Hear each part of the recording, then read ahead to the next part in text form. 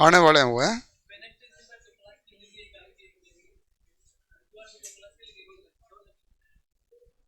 हाँ, दो क्या लगा, दो ही तो है।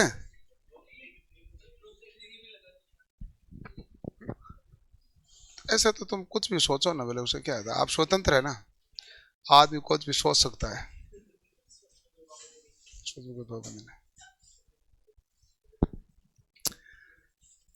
आपको क्या लगा कि आपने, आपका क्या मन रहता नहीं इसलिए मुझे कह देते हो, और बाकी आप खुद जानते हो, मानेंगे थे नहीं ये।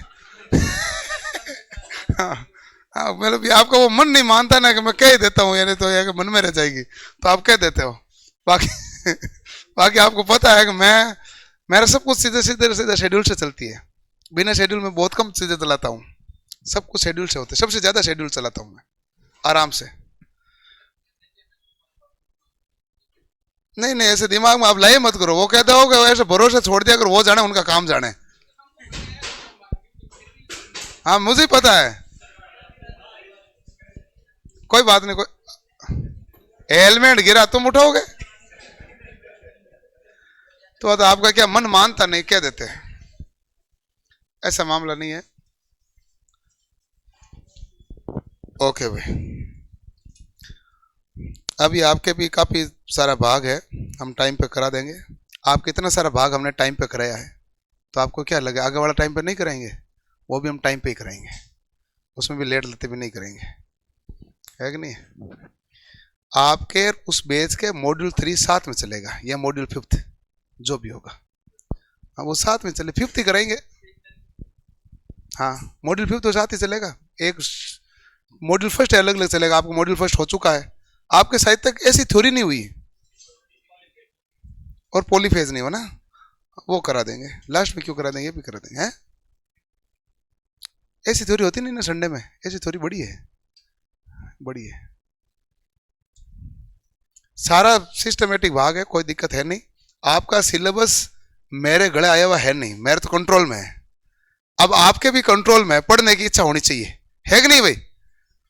सबसे मोटी बात है कि बेसिक साइंस वाला भाग आपके पूरा हो गया, सबसे बड़ी बात है ना। हाँ, उसमें एक ऑक्यूपेशनल सेफ्टी एंड हेल्थ है, वो अलग से बाकी है, वो कराना है, बाकी तो पूरा हो गया ना भाई, है? तुम्हें हम काउंट कर ही नहीं रहे हैं, जब भी मैं शब्द बोलूंगा हमेशा शब्द वहां से स्टार्ट होगा, बेच कब से स्टार्ट हुआ उस दिन से, तो मैं बोलूंगा वो लाइन किसके लिए बोलूंगा, बेच के लिए बोलूंगा, और तू हर बार मेरे घोचा करता बीच बीच में, तू उठ के उधर चला जा, हमारा नहीं हमारा नहीं, मैं मतलब तुम्हारा अलग से थोड़ी करूंगा, मैं चलाऊंगा बेच टू बेच, आपके पास जैसे जैसे बेच का अलग टाइम होगा तो ऑटोमेटिक हो जाएगा, जैसे मैं ऐसा शेड्यूल रखूंगा कि उस बेच को वर्कशॉप कैलकुलेशन पढ़ूंगा, तो आप वाली उस समय क्लास हो नहीं, ताकि उनके आपके जितने भी वर्कशॉप कैलकुलेशन छुट्टी हुई है वो वहां पर कवर कर लेंगे, ऐसा होगा कि नहीं होगा? तो टाइमिंग रखनी पड़ेगी ना ऐसे, बाकी तो क्लास चलेगी। अब होता है हमारे पास अंडरग्राउंड केबल में टेस्ट, परीक्षण। परीक्षण कितने प्रकार के होते हैं बताओ फिर?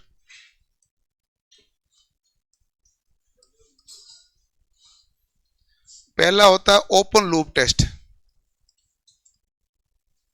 Sorry open circuit test. Open circuit test होता है जिसके बारे में हम पढ़ेंगे नहीं, ये होता है धारिता परीक्षण, और ये धारिता परीक्षण हम लास्ट में देखेंगे इंटरशीथ और कैपेसिटेंस ग्रेडियंट में, ठीक है? ये है ओपन सर्किट टेस्ट। दूसरा जो टेस्ट है वो हमारे पास होता है शॉर्ट सर्किट टेस्ट,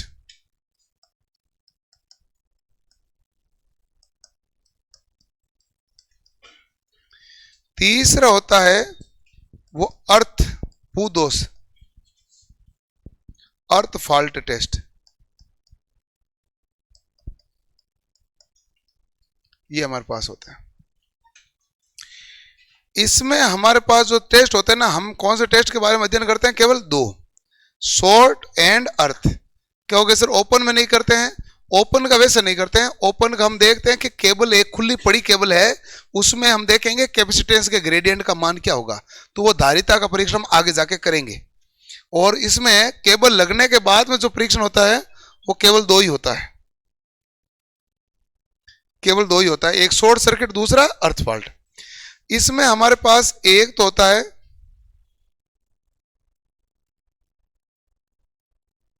बेलवियर्स टेस्ट होता है, एक होता है बेलवियर्स टेस्ट, एक होता है लूप टेस्ट। और हम जिसके बारे में अध्ययन करते हैं कौन सा टेस्ट है, हम इतने सारे अड़ंगों में देख के लूप टेस्ट पढ़ना है, मूरे लूप और वर्ले लूप, तो वो लूप टेस्ट के अंतर्गत आते हैं। तो मूरे और वर्ले क्या करेगा, शॉर्ट सर्किट और अर्थ फॉल्ट का परीक्षण करेगा। क्लियर? इसके अलावा कोई परीक्षण करेगा क्या? नहीं। अब हमारे पास देखो मूरे लूप में क्या होता है, ये शॉर्ट सर्किट दोष और ग्राउंड दोष का पता लगाने, दो दोष ये दोनों का पता लगाने के लिए काम में लिया जाता है। इसमें लूप सर्किट अनिवार्य है, इसमें कौन सा है भाई, लूप बनना अनिवार्य है, जिसमें एक व्हीटस्टोन ब्रिज में क्या लगा होता है, गैल्वेनोमीटर। और इस परीक्षण में दोष प्रतिरोध का मान उच्च नहीं होना चाहिए, परीक्षण में प्रतिरोध का मान क्या नहीं होना चाहिए, ज्यादा नहीं होना चाहिए। ये हमारे पास है भू दोष परीक्षण, ये हमारे पास क्या है, भू दोष। इसमें देखो कि हमारे पास क्या होता है भाई, ये होता है ना P, ये क्या होता है Q, नहीं ये Q, ये R, और ये क्या हो जाता है S। ये P होता है, ये Q होता है, सॉरी Q इधर वाला गला है, तो ये क्या हो जाएगा R और ये क्या हो जाएगा S। एक्चुअल में क्या है कि, और इन दोनों के बीच में क्या लगा हुआ है, गैल्वेनोमीटर। आप देखना P वही है जो P वाला सेम है, Q वही है जो Q वाला है, लेकिन R सेम नहीं है। अब देखो कि ये जमीन में केबल बिछाई हुई है, ये कहां केबल बिछाई हुई है, जमीन में, और इसमें से लीकेज होके ये क्या हो गई भाई, अर्थ में हो गई, अर्थ में चली गई नहीं चली गई, तो ये हमारे पास कौन सा दोष कहलाया, भू दोष। ठीक है, अब हमारे पास जो R का मान है ना, वो यहां से लेके यहां तक होगा, क्योंकि ये बिंदु था ना, ये जो बिंदु है वो बिंदु ये है। ठीक है, अब देखो हमारे पास अंदर केबल बिछी हुई ये है, और ये केबल का प्रारंभिक सिरा, और ये केबल का क्या है, अंतिम सिरा।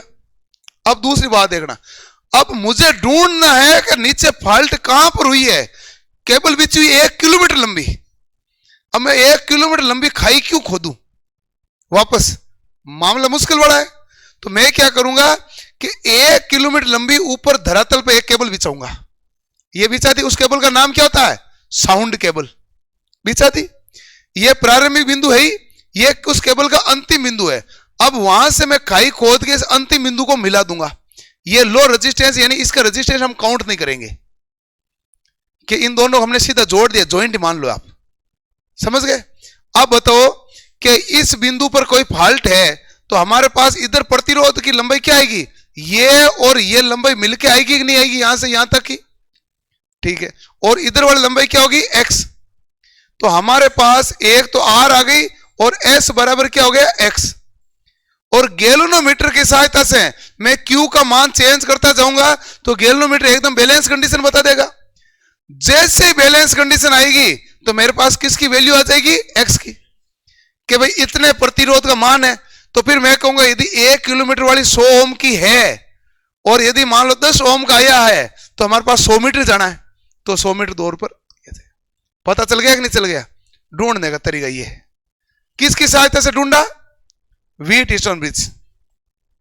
जैसे केबल बिछी हुई है, वही केबल आपको एक ऊपर बिछानी पड़ती है चेक करने के लिए, लंबाई क्या है दोनों की बराबर, ताकि तभी पता चले उसका प्रतिरोध और इसका प्रतिरोध। नहीं तो मैच कैसे करेंगे आपस में प्रतिरोध, तो प्रतिरोध हो जाएगा मैच।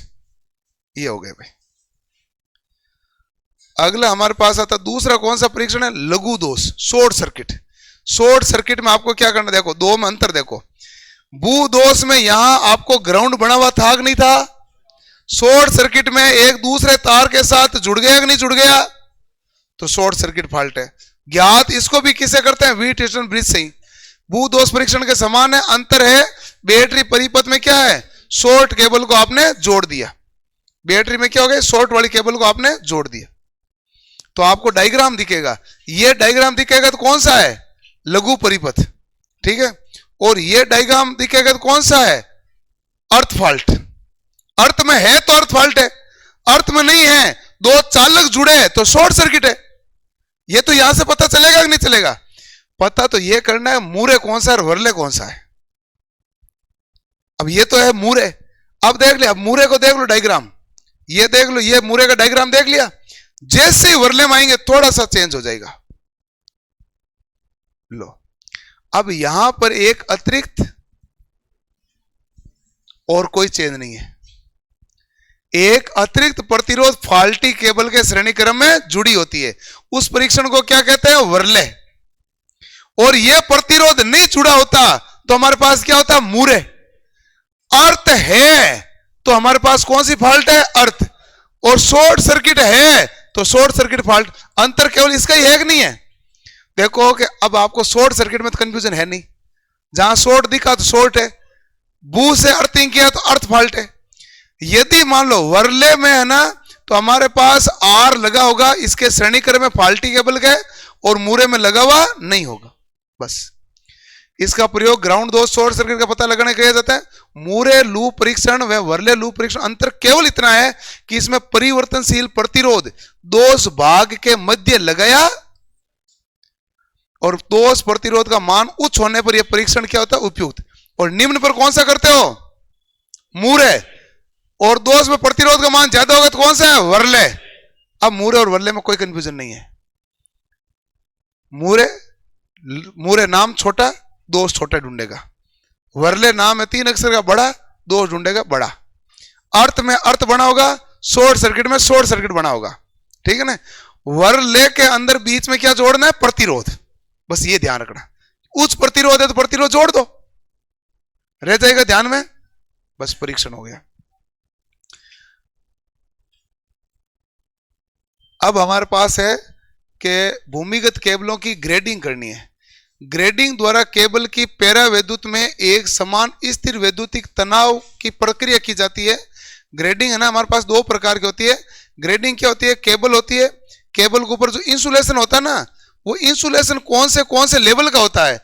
जैसे मान लो पहले आपने पेपर लगाया, फिर जूट लगाया, फिर आपने लेड सीतेड लगाया, या पेपर लगाया, फिर पेपर लगा दिया, फिर पेपर लगा दिया, तो ये जो हमारे पास केबल के बीच में क्या आएगा हमारे पास, तो आप कहेंगे इस केबल के बीच में आएगा इंसुलेशन। ग्रेडिंग किसकी की जाती है, इंसुलेशन की, ताकि ऊपर वाले सतह तक कोई प्रभाव नहीं आना चाहिए। और हमारे पास सबसे ज्यादा प्रभाव कहां होता है, कोर की सतह पर, ठीक है। ग्रेडिंग द्वारा केबल की पैरा वैद्युत में एक समान स्थिर विद्युत तनाव यानी प्रतिबल की प्रक्रिया की जाती है। 2 प्रकार की होती है, एक होती है इंटरशीथ, एक होता है कैपेसिटेंस। कौन सी ग्रेडिंग होती है भाई, एक होती है कैपेसिटेंस, एक होती है इंटरशीथ। 2 प्रकार ग्रेडिंग होती है। कैपेसिटेंस ग्रेडिंग क्या होती है, कोर तथा शीथ के बीच में अलग अलग पैरावैद्युत पदार्थ की परत स्थापित करने पर कौन सी ग्रेडिंग कहलाएगी, कैपेसिटेंस। कोर और शीथ, जो एक है कोर और ये है शीथ, इनके बीच में अलग अलग परत लगाओगे तो वो हमारे पास क्या कहलाएगा, कैपेसिटेंस। विभिन्न पैरावैद्युतिक पदार्थ, विभिन्न पैरावैद्युतिक पदार्थ मतलब है एक एप्सिलॉन 1 का है, दूसरे का एप्सिलॉन 2 है, और तीसरे का मान क्या होगा, पैरावैद्युतिक एप्सिलॉन 3 है, तो वो हमारे पास क्या कहलाएगी, कैपेसिटेंस।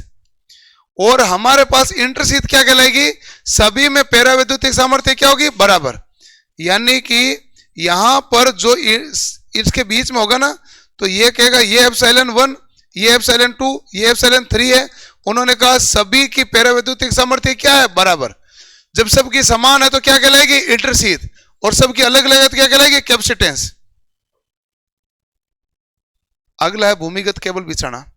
तो पहला तो काम आप जानते, सीधे भूमि में बिछाना है, खाई खोदो बिछा दो। दूसरा केबल में डक्ट पाइप लगाना, खड्डा खोदो गलियों में ना, पतली पतली गलियों में जहां जैसी भी पहुंचेगी नहीं, खाई कैसे खोदोगे, डक्ट पाइप के द्वारा बिछा दो। डक्ट पाइप बिछाओ तो ऐसे ध्यान रखना, डक्ट पाइप में एकदम मोड़ नहीं होना चाहिए, ऐसे क्या होना, तिरछा वाला मोड़ होना चाहिए।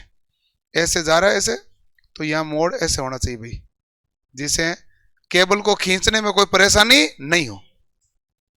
हाँ, इस बात का ध्यान रखना है। वायु में रेक पर केबल बिछाना, वायु में रेक पर केबल बिछा देते, सुरंग में भी ऐसे बिछाते हैं। सुरंग के अंदर रेक बिछाना और वायु में रेक बिछाना एक बात है। वायु का मतलब हवा में, हवा में क्या, सुरंग में भी तो ऊपर ही बिछाते हैं। और ऐसे औद्योगिक इकाइयों में बिछा देते हैं, कोई इंडस्ट्री लगी हुई है, ऊपर से इधर से तारों की केबल जा रही है, वही है वायु में रेक बिछाना। भवन या संरचना के साथ केबल बिछाना, यह होता है आजकल का काम।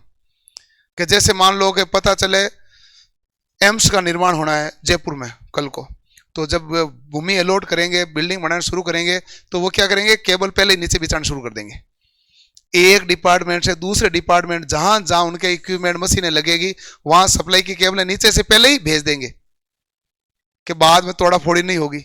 और इसका बाहर कनेक्शन क्या होगा, हाई वोल्टेज कनेक्शन क्या होगा, लो वोल्टेज कनेक्शन क्या होगा, इधर उधर से कोई गड़बड़ नहीं रहेगी।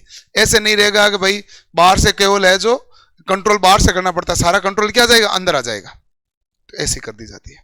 तो वो तो इसमें तो क्या है कि बाद में कुछ नहीं कर सकते।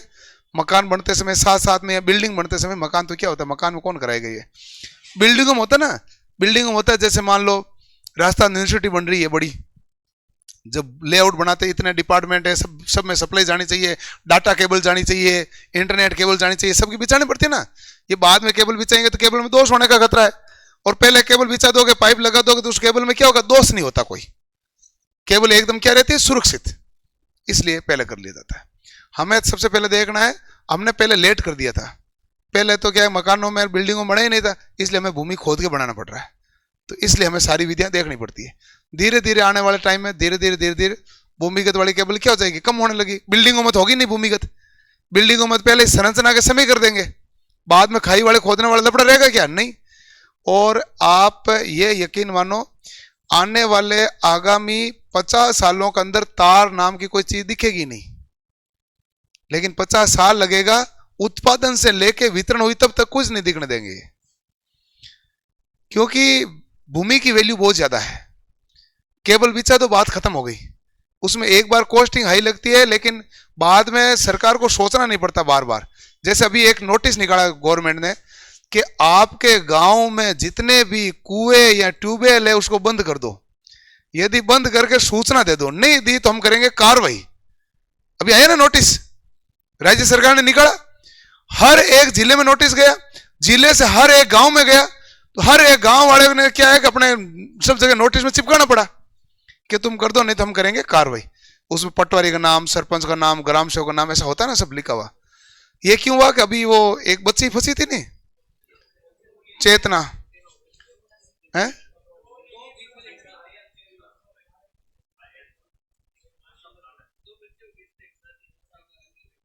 हाँ, एक बच्ची तो 3 दिन में निकाल दी थी, एक चेतना 10 दिन में आई थी। हाँ। उसमें वो नहीं है, उसमें क्या है कि एक्चुअल में सरकार का भी दोष नहीं है, उसमें सरकार पहले दिन से लगी पड़ी है, लेकिन वो क्या है कि पैरेलल एक गड्ढा खोदना पड़ा। बिना पैरेलल गड्ढा, उसमें कोई आदमी जा नहीं सकता, उतना छोटा था, बच्ची फंस गई, तो पैरेलल एक गड्ढा खोदा। अब गड्ढा जो खोदने वाला उसको भी तो सांस आनी चाहिए, तो हर आधे घंटे में उसको बाहर निकालना पड़ता है, तो इतना खोद लिया, अब दूसरे को भेज रहे हैं। तो इसमें क्या, फिर आपको नीचे तक गए 150 मीटर, ये 100 मीटर कितना है, फिर पैरेलल गए, फिर पैरेलल जाके उसको निकाल के लाना पड़ा। तो वो उसके लिए तो बहुत टिपिकल टास्क होता है। तो इसलिए सरकार ने ये निर्णय लिया। तो उसी हिसाब से क्या होता है कि जितने भी हमारे पास हाई वोल्टेज की लाइनें हैं, इस लाइनों के भी कई ज्यादा दुष्प्रभाव होते हैं।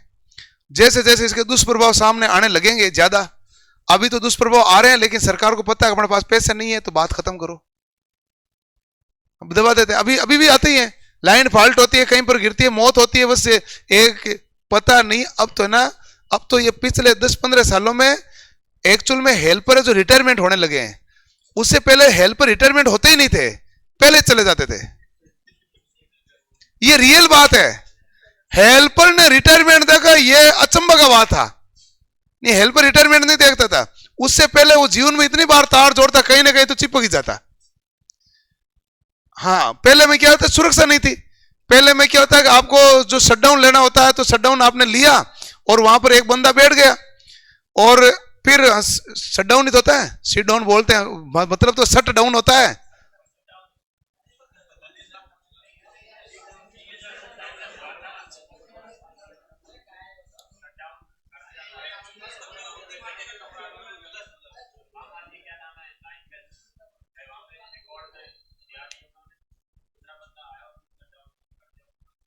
हाँ यही यही होता है, मैं यही तो कह रहा हूं।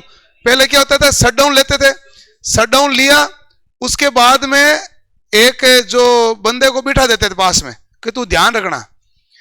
अब वो बंदा मान लो कि वहां से पहले साइकिल लेके गया शट डाउन लेने, 2 जने जगह शट डाउन लिया तो एक जना साइकिल लेके वापस आता था, एक जना वहीं बैठा रहता था, फिर ये ठीक करता था, फिर ठीक होने के बाद में साइकिल लेके जाके उसको बताता था कि शट डाउन हो। अब बीच में जो वहां पे बैठा बंदा कोई बात करने के इधर उधर चला गया और कोई दूसरा आया और तार जोड़ दिया तो गया गड़बड़ मामला। आजकल क्या होता है कि शट डाउन लेने पर फोन पर ही रहते हैं ऑन, ठीक है ना, सब 3 बार पूछते हैं 4 बार पूछते हैं, लेकिन जो शट डाउन वाली रजिस्ट्री के अंदर एंट्री भी करा दो, मान लो किसी ने आके रजिस्ट्री देखा ही नहीं, वो भी खतरा ही है। तो अब तो क्या है, फिर भी है जो ग्लव्स व्लव्स गवर्नमेंट ने अलाउ कर दिए कि आप इतने सारी चीजें पहन के जाओ, और फिर भी हो जाए तो वो एक सेफ्टी बेल्ट वगैरह गवर्नमेंट के रूल रेगुलेशन में तो सारे हैं, तो उपलब्ध करानी चाहिए ताकि वहां से गिरे तो भी नीचे गिरे नहीं, मरे नहीं। तो अब तो काफी सारी सुरक्षा दी है। और अब तो फॉल्ट होने पर भी पता चल जाता फॉल्ट कहां कितनी दूर है। पहले फॉल्ट होने पर पता थोड़ी चलता था, लाइन लाइन लाइन लाइन घूमना पड़ता था, गाते जाते जाते अच्छा यहाँ यहाँ फॉल्ट है, कब ठीक है, पहले पता कैसे चलता, अब तो वहीं पे पता चल जाता फॉल्ट कहां है। तो ये तो अर्थ में भी अभी पता चल रहा है, पहले अर्थ में है ना शुरू में पता ही नहीं चलता था, अब वीर स्टेशन ब्रिज है इससे पता चल रहा है, नहीं तो कहां पता चलेगा भाई फॉल्ट कहां आया हुआ है, कि 1 किलोमीटर लंबी है तो फॉल्ट कहां है। तो ये वीर स्टेशन ब्रिज के मेथड से पता चल रहा है। तो अब उन्होंने कहा सीधे भूमि में बिछाना है तो बिछाते समय ये रूल ध्यान रखना, हाई वोल्टेज की केबल है 11 केवी तक 0.9 मीटर का गड्ढा खोद लेना, 22 केवी से 33 केवी तो 1.05 का खोद लेना, कम और मध्यम वोल्टेज है तो 0.75 मीटर का खोद लेना, रोड क्रॉस हो रही है तो 1 मीटर, और रेलवे की सतह क्रॉस हो रही तो 1 मीटर। सामान्यतः लगभग आंकड़े कहां पर है, 1 मीटर पर, आंकड़े 1 मीटर पर है, ठीक है। गड्ढे की चौड़ाई कितनी होनी चाहिए, 35। 2 केबल यदि बिछा रहे हो तो दोनों केबलों के बीच की दूरी 20 सेंटीमीटर। दूसरी होती है ड्रॉ इन प्रणाली, इसे मतलब डक्ट पाइप कहते हैं, खड्डा खोदा, खड्डे में मशीन उतारी, मशीन के द्वारा ऐसे पाइप खड्डा कर दिया हॉरिजॉन्टल, ऊपर वाले मकान वाले को पता ही नहीं चलने दिया, चला गया तार, इसे कहते हैं ड्रॉ इन प्रणाली। भीड़ वाला इलाका में किया जाता है जहां खुदाई महंगी और असुविधाजनक हो, डक्ट में केबल को मोड़ते समय कोई नुकसान न हो, इसलिए न्यूनतम त्रिज्या कितने गुना होनी चाहिए, केबल के बंकन की त्रिज्या केबल के व्यास की 12 गुना। केबल में जो बैंड है, ये जो केबल है, ये केबल है जो इसमें जो बैंड आएगा वो बैंड है, तो यहां पर ये एक चाप कटेगा कि नहीं कटेगा, ये चाप कटा कि नहीं कटा, ये जो है ये चाप कितना होगा भाई 12 गुना 12 डी, और ये डी क्या है, इसका व्यास, मतलब त्रिज्या ये बंकन त्रिज्या ये है, मतलब यहां पर एक केंद्र बिंदु लेके चाप काटोगे ना उतनी गोले होनी चाहिए ताकि इसमें बैंड नहीं पड़े, यांत्रिक खरोंच नहीं आए, क्योंकि डक्ट पाइप में तो ऐसे धक्का देंगे तो पाइप जाएगी ना भाई आगे, वैसा मामला है।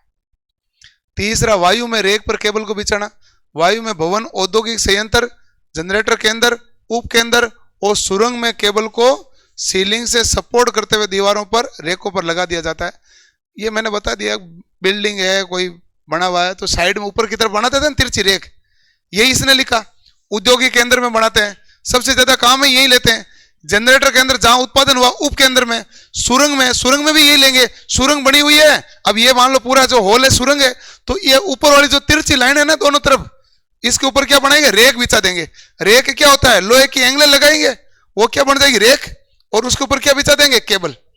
तो वो है हमारे पास, और यही सुरंग का मामला है। केबल बिछाने की प्रक्रिया वायु में रेक बिछाने की प्रक्रिया से ही प्रेरित है। और एक अगला है जो बिल्डिंग बनाते समय ध्यान रखना है, बिल्डिंग बनाते समय साथ ही आप पाइप पहले डाल दो, बाद में ऐसा नहीं है कि इस डिपार्टमेंट से उस डिपार्टमेंट जाएगा और ऊपर से तार जाएगा, और उन्होंने कहा पूरी सुरक्षित रहना चाहिए।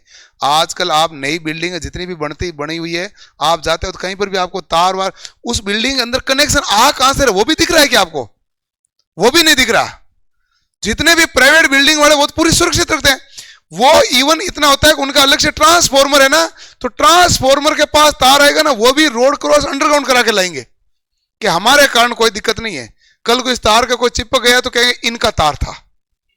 यही तो मामला है। तो आप देख लो, कोई भी इंडस्ट्री देख लो, उस इंडस्ट्री के बाहर ट्रांसफॉर्मर होता है। छोटी इंडस्ट्री वाले तो ध्यान देते नहीं, क्योंकि उनके बस की बात नहीं है। छोटी इंडस्ट्री वर्त नहीं, उसमें 60 केवीए तक का ट्रांसफॉर्मर आता है। 60 केवीए तक का ट्रांसफॉर्मर कौन रखता है? गवर्नमेंट। और गवर्नमेंट रखेगी तो गवर्नमेंट अपने हिसाब से तार लगाएगी, आप कौन होते हैं कहने वाले? लेकिन आपकी यदि इंडस्ट्री का लोड ज्यादा है, 100 केवीए, 200 केवीए, 300 केवीए, गवर्नमेंट कहेगा ऐसा करो 4 लाख रुपए तो दो, हमें जमा करो, ताकि आपके पैसे हमारे पास जमा है, हम क्या लाइट खरीदेंगे पीछे से, और तुम ट्रांसफॉर्मर खुद ही खरीदो, खुद ही मरम्मत देखो, हम जाके तुम्हें तार देंगे, तार वहां से तुम जोड़ लो। तो ये काम करती है गवर्नमेंट, यही तो करती है। कभी भी 300 केवीए का ट्रांसफॉर्मर गवर्नमेंट नहीं रखती है किसी भी इंडस्ट्री में। कितना तक रखे? 59, 59, 60 भी नहीं रखे, अंडर 60 है कि 60 केवीए तक का होता है। बहुत लघु उद्योग ये ट्रांसफॉर्मर खरीदने का खर्चा बैठा नहीं कर पाएंगे कि तुम्हारा 300 केवीए का लोड चल रहा है, तुम्हारा ट्रांसफॉर्मर हम क्यों दे, तुम खुद खरीद लो, बहुत पैसे वाले हो।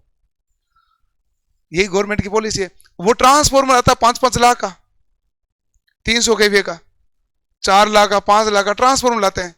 फिर उस ट्रांसफॉर्मर जो लाते हैं तो उसमें भाई लाइन तो हैवी लाइन ही है, तो वहां पर वो क्या है कि केबल बिछाते हैं ना, तो वो केबल रोड को अंडरग्राउंड कनेक्शन करके लाते हैं। आप किसी भी हॉस्पिटल देखोगे तो आपको ऐसे ही मिलेगा, जहां भी लोड ज्यादा है। नहीं तो क्या होगा, हॉस्पिटल के कोई तार से टच हो गया, करंट आ गया, लोग धरना दे देंगे, इसका तार था। हॉस्पिटल कहेंगे हमारा वाला नहीं है, हमने दबा रखा अंदर। इसीलिए मैं कह रहा हूं आने वाले कुछ समय में आपको तार दिखेंगे ही नहीं। ये शहरों में तो लगभग गायब हो ही रहे हैं। शहरों में तो गायब ऐसे हो गए। अभी को जो खंबे लगे हुए ना, वो तार है, वो मतलब के नहीं है, उन्होंने अंडरग्राउंड कर दिया। कुछ तार ऐसे लगे हुए पड़े हैं खंबे, कईयों ने खंबे खोले नहीं। कई बार गवर्नमेंट का टेंडर आता था तो खंबे खोल देते हैं, कई बार टेंडर नहीं छूटा तो खंबे खड़े पड़े हैं और उन्होंने भूमिगत कर दिया। ऐसे भी है ना कई जगह। तो धीरे धीरे सारे क्या कर देंगे, वो गायब कर देंगे। इससे एक सुरक्षा की दृष्टि से ज्यादा उपयुक्त काम होगा, और सेफ्टी को लेके ही अब सबका ध्यान रहता है। और तो क्या रहता है, अभी कल आपको न्यूज सुनी होगी, नितिन गडकरी ने कहा था किसी का रोड में एक्सीडेंट हो गया तो क्या था, खबर क्या थी, उसका 7 दिन इलाज फ्री है, क्या था, ऐसा कुछ था, 7 दिन था क्या, 1.5 लाख तक है कि 7 दिन तक है, मतलब ऐसा कुछ लिखा हुआ था उसमें। मैंने वो पढ़ा नहीं था पूरा। उन्होंने कहा था एक्सीडेंट हुआ था 7 दिन या ऐसे। तो ये किसके लिए? सेफ्टी कैटेगरी के लिए है। इंडिया में सबसे निम्न स्तर की सेफ्टी कैटेगरी है। 1.5 लाख रुपए 7 दिन, ऐसे दोनों कंडीशन है। 7 दिन मैंने पढ़ा था भाई, मुझे जो याद है ना, अखबार में हेडिंग में 7 दिन था, मैंने अंदर कुछ पढ़ा नहीं था।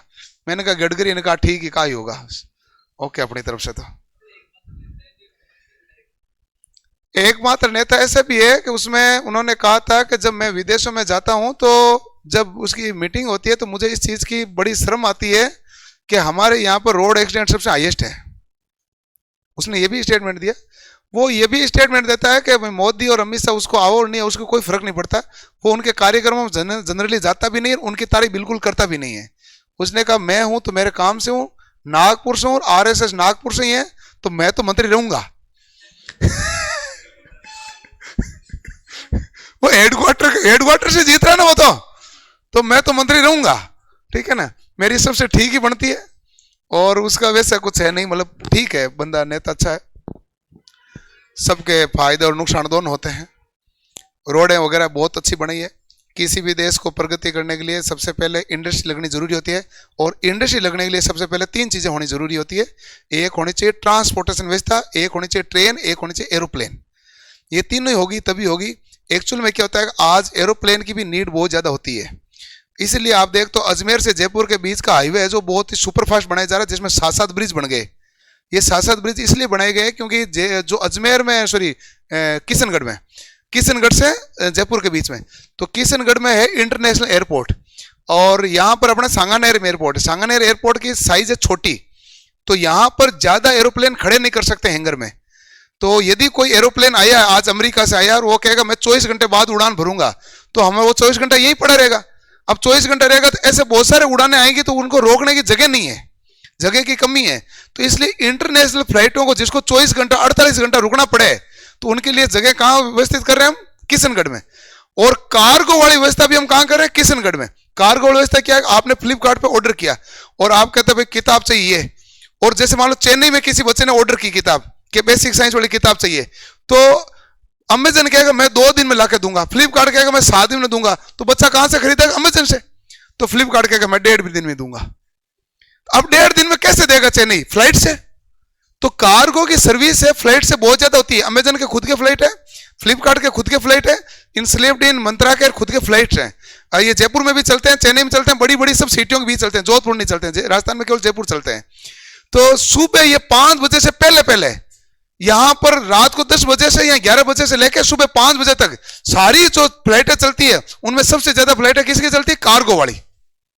कहते तुम यहां से चेन्नई ले जाओ, चेन्नई वाली यहां ले, सामान लाते ले जाते हैं, लाते ले जाते हैं। 5 बजे बाद कहते तुम साइड में छोड़ दो, हमारे वाले आ जाएगी। ठीक है। अब उन्होंने कहा ये लाना ले जाना भाई एनी टाइम पड़ेगा, दिन दिन कार्गो तो बढ़ेगा, आपको ट्रांसपोर्टेशन तो बढ़ाना ही पड़ेगा। इसलिए इंटरनेशनल एयरपोर्ट बनाया गया है, वो आपको एनी टाइम ऐसी प्रकार की सुविधा प्रदान करने की कोशिश करेगा। और यही कार्य करते हैं शिप यानी जहाज। जहाज का नेटवर्क बहुत लंबा ना, वो एक देश से दूसरे देश के बीच जहाज नहीं चले तो अपना पेट भरे, मतलब अपना कुछ काम नहीं हो जाए। कि कुछ चीजें यहां से आयात होती है और कुछ क्या होती है? निर्यात। तो जरूरी होता है, तो वहां पर भी चाहिए। इसके लिए वहां तक बंदरगाह तक पहुंचने लिए क्या चाहिए? ट्रेन भी चाहिए। वहां सामान ट्रकों से भी पहुंचेगा तो रोड भी चाहिए। तो इन सभी पर भारत सरकार में बहुत अच्छे से काम चल रहा है। इसलिए इंडस्ट्री की दृष्टि से आने वाले समय में भारत बहुत अच्छी प्रगति करेगा। इस दृष्टि से देखा जाए तो, इस दृष्टि से तो यही है ना भाई। क्योंकि आप देखो भारतमाला परियोजना क्या है? बंदरगाहों को जोड़ना, इंडस्ट्री को बंदरगाह से जोड़ने की परियोजना है। सिंपल है, कोई ऐसी थोड़ी है कि आप इधर रोड ऐसी बना दो, ऐसे नहीं बनाई। रोडें सारी काम की बनाई हुई है। अब जब रोडें बनाई गई है तब रोडों में चलना महंगा भी हो गया कि आपके टोल टैक्स बहुत हाई है। टोल टैक्स हाई होती है तो क्या होता है भाई, आप एक जगह से दूसरी जगह गाड़ी ले जाओगे तो महंगी पड़ेगी, महंगी पड़ेगी तो उतना डीजल बच जाएगा, क्योंकि रोड अच्छी है। तो दोनों ही मामला है, सब चीज़ का लाभ और हानि दोनों है। और आने वाले दिनों में सेफ्टी कैटेगरी पर भारत में सबसे ज़्यादा काम किया जाएगा। अभी राजस्थान में टोटल, आप एक बात समझो, टोटल राजस्थान में फायरमैन है 2500। राजस्थान कितना बड़ा? सबसे बड़ा। फायरमैन कितना टोटल? 2500। 2500 तो एक जिले 40 जिले हैं, एक जिले को कितने आए हक में? 60। 60 गुणा 40 हो जाता है ना भाई, 2400। तो आए कितने? 60। एक जिले में आपके नगर पालिकाएं कितनी हो जाती है? 10 एक तो हो जाती है। तो एक नगर पालिका में आए कितने? 6। तो बस बाकी आसपास वाले गांव वाले उन 6 के भरोसे बैठे रहो। सही बात है कि नहीं है? कैलकुलेशन तो यही है। तो सेफ्टी कैटेगरी कहां है? हमारे यहां से गुजरात में सेफ्टी कैटेगरी थोड़ी सी ज्यादा है, क्योंकि वहां इंडस्ट्री ज्यादा है, तो वहां फायरमैन ज्यादा है। वहां इवन कोई यदि मान लो बिल्डिंग में भी फंस गया तो फायरमैन वाला जाएंगे, स्विमिंग पूल में भी कूद गया तो फायरमैन वाला जाएंगे। तो इतना तो रेस्क्यू वाला चाहिए कि नहीं चाहिए भाई? हादसा तो किधर भी हो जाए, अपने यहां रेस्क्यू करने वाले कम है। राजस्थान में विशेष रूप से, पूरे इंडिया में कम है, राजस्थान विशेष रूप से भी कम है, हैं? आप इन चीजों पर कभी ध्यान नहीं देते। कभी भी कोई गांव में आग लगी हो तो फायरमैन वाली गाड़ी के, फायर ब्रिगेड गाड़ी कब आएगी? बुझ जाएगी। और यदि नहीं बुझेगी तो इसका मतलब वो जो 2 घंटे से लगी पड़ी है और बहुत बड़ी है, फिर उनसे एक गाड़ी लेके आएंगे, उनसे बुझेगी नहीं, फिर आएगी 2 घंटे बाद 2-3 गाड़ियां और, क्योंकि है ही इतना दूर दूर से आएगी, पास पास आएगी नहीं ना, है ही नहीं अपने पास सुविधा। सुविधा नहीं है, आपको पता नहीं है, सुविधा नहीं है, ये रियल बात है। आप जिस भी गांव से रहते हो वहां पर आपके जो नगर पालिका आपके गांव से 30 किलोमीटर दूर है, तो भी फायरमैन की गाड़ी तो वही लगती है, दूर से थोड़ी लगती है। आप पता करो। अब तो 30 किलोमीटर दूर से वहां से आने में गांव वाला रास्ता है, रोड भले कितनी भी अच्छी हो तो 40 से 50 मिनट तो लगेगा। ट्रक है ना, वो तो भाई ट्रक ही था, हो गया तो हैवी है, तो 40 से 50 मिनट तो लगेगा आने में। और कितना भी एक्टिव हो फिर भी लगेगा। तो इसका मतलब सेफ्टी पॉइंट क्या है? वीक। अभी आपको एक और पता चला होगा, तो भारत में कहा कि आपको ब्लिंकिट से सामान जल्दी पहुंच जाता है, जेप्टो से जल्दी पहुंच जाता है, लेकिन आपके पास एम्बुलेंस आने में आधा घंटा लगता है। तो शायद तक ब्लिंकिट ने एम्बुलेंस सेवा शुरू की है, यह भी 3-4 दिन पहले की सूचना है। और उन्होंने की है 2 सिटी, कौन सी? गुड़गांव में की थी, चेन्नई में की क्या? उन्होंने शायद 1 या 2 शहर में शुरू की। उन्होंने कहा जल्दी बड़े शहरों में सब में शुरू करेंगे, 10 मिनट में आपके पास एम्बुलेंस आ जाएगी, हैं? अरे किराए विराए कुछ नहीं है। किराए तो मैं इतना सा बताऊं कि वो जो राधे श्याम था वो जल रहा था, उसने कहा था कि तुम मुझे बचा लो, किराए मैं दे दूंगा। ये अपनी जयपुर की घटना है, 15 दिन 20 दिन पुरानी घटना है। तो किराए का मैं तो था क्या? किराए का मैं तो नहीं है, मैं तो जिंदगी का है। किराए उसने बोला ना ये लाइन, उसने डिटो यही लाइन बोली। वो पूरा जला हुआ था। आप उस लाइन को सुनोगे और बोलते देखोगे, उसको देखोगे तो देखा ही नहीं जाता। आपको वीडियो को 3-4 बार में देखना पड़ता है, पहली बार एक बार में तो पूरा शीशे देखा नहीं जाता है। तो मैं तो किराए का नहीं होता है। मैं तो क्या होता है कि मैं तो होता सर्विस का सबसे ज्यादा। किराए तो होता है सेकेंडरी। धीरे धीरे सर्विस होने लगेगी तो किराए ऑटोमेटिक से रिड्यूस होने लग जाएंगे सब चीजों के, है कि नहीं? नहीं रिड्यूस हो जाएंगे तो लोग कमाने लग जाएंगे, जिसको सुविधा चाहिए तो कमाने लगेगा। तो दोनों ही मामला है ना भाई, ये है।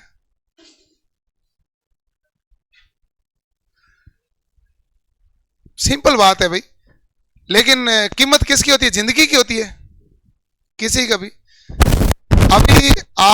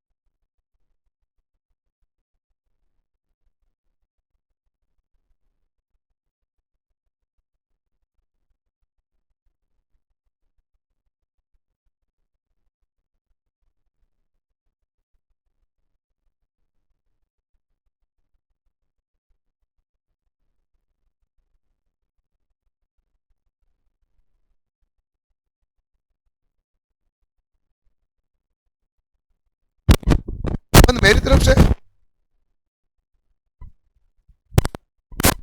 ये लो भाई, ये गड़बड़ है।